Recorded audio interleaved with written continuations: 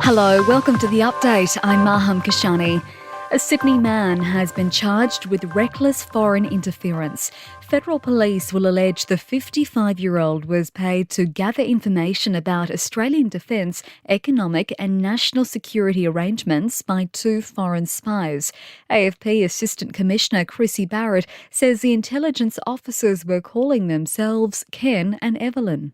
The AFP will allege that Ken and Evelyn work for a foreign intelligence service and are undertaking intelligence collection activities. The man will face court later today. In the US, an Army reservist accused of leaking classified Pentagon documents has been officially charged with espionage in a Boston court.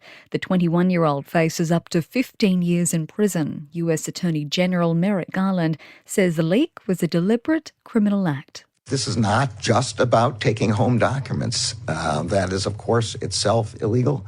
But this is about the transmission, both the unlawful retention and the transmission of the documents.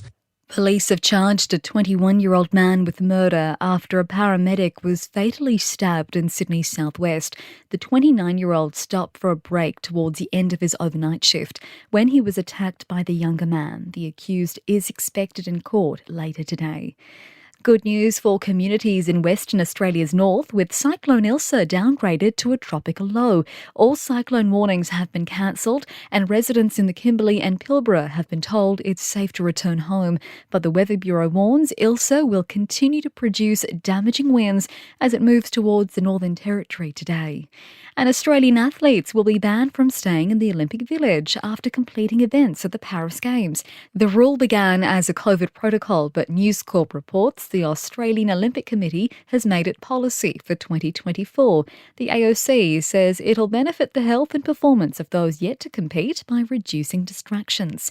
In sport, in AFL, the Swans are celebrating after ending their two-match losing streak with a convincing 44-point win over Richmond during gather round. In the other game, the Dockers beat the Suns by 10 points. The Seagulls have claimed a 10-point win over the Storm in their NRL match. The Sharks overcame the Roosters 22-12. And in golf, Australia's Adam Scott is 9 shots off the pace after his second round at the RBC Heritage. In entertainment news, Katy Perry and Lionel Richie are among the first acts confirmed for King Charles's coronation concert. The singers will perform in front of thousands of people at Windsor Castle next month.